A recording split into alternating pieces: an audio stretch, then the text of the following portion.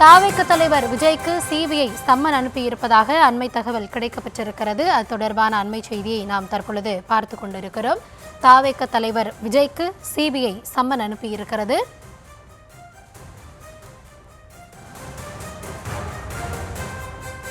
கரூரில் 41 பேர் உயிரிழந்தது தொடர்பாக விசாரணைக்கு ஆஜராக சிபிஐ தரப்பில் சம்மன் அனுப்பப்பட்டிருக்கிறது.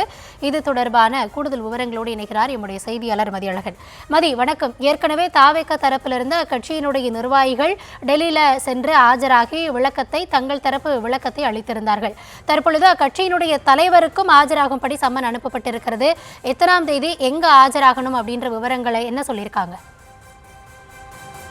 கரூர் கூட்ட நெரிசலில் தாவேக சார்பில் நடைபெற்ற பிரச்சார கூட்டத்தில் கரூர் கூட்ட நெரிசலிக்கு 41 பேர் உயிரிழந்தனர். உச்ச நீதிமன்ற உத்தரவின்படி சிபிஐ விசாரணை நடைபெற்று வரக்கூடிய நிலையில் ஏற்கனவே இந்த விவகாரம் தொடர்பாக கரூர் மாவட்ட ஆட்சியர், எஸ்பி உள்ளிட்ட காவல்துறை அதிகாரிகள் மற்றும் தாவேக நிர்வாகிகள் BCN ஆனந்த், ஆதவ அர்ஜுனா, CPR நிர்மல்குமார் ஆகியோர் டெல்லியில் இருக்கக்கூடிய சிபிஐ தலைமை அலுவலகத்தில் ஆஜராகி விளக்கம் அளித்திருந்தனர்.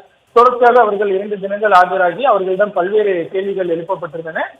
இந்த நிலையில் தமிழக வெற்றி கழகத்தினுடைய தலைவர் விஜய்க்கும் சிபிஐ தற்பொழுது சம்மன் அனுப்பியிருப்பதாக தகவல்கள் வெளியாகி இருக்கின்றன. வரும் 12ஆம் தேதி டெல்லியில் இருக்கக்கூடிய சிபிஐ தலைமை அலுவலகத்தில் விஜய் நேரில் ஆஜராக வேண்டும் என்று சம்மனானது அனுப்பப்பட்டிருப்பதாக தகவல்கள் வெளியாகி இருக்கின்றன.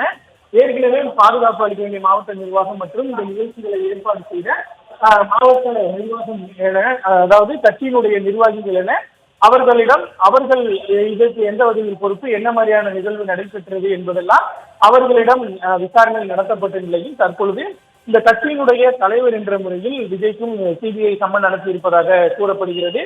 அதன் அடிப்படையில் அவரிடம் கேள்விகள் கேட்கப்பட இருக்கின்றன. தற்பொழுது 12ஆம் தேதி மட்டும்தான் அவர் ஆஜராக வேண்டும் என்று சம்மனானது அனுப்பப்பட்டு இருக்கிறது. தேவைப்படும் பட்சத்தில் அடுத்தடுத்த நாட்களிலும் விஜயை ஆஜராவதற்கு சிபிஐ அதிகாரிகள் உத்தரவிடுவார்கள். அதே விஜயிடம் நடைபெறக்கூடிய விசாரணை, அவர் அளிக்கக்கூடிய பதில், விஜயிடம் கேட்பதற்கு எவ்வளவு கேள்விகளை சிபிஐ அதிகாரிகள் தயார் செய்து வைத்திருக்கிறார்கள் என்பதையெல்லாம் பொறுத்துதான் விஜயிடம் எத்தனை நாட்கள் விசாரணை நடைபெறும் என்பது நமக்கு தெரிய வரும்.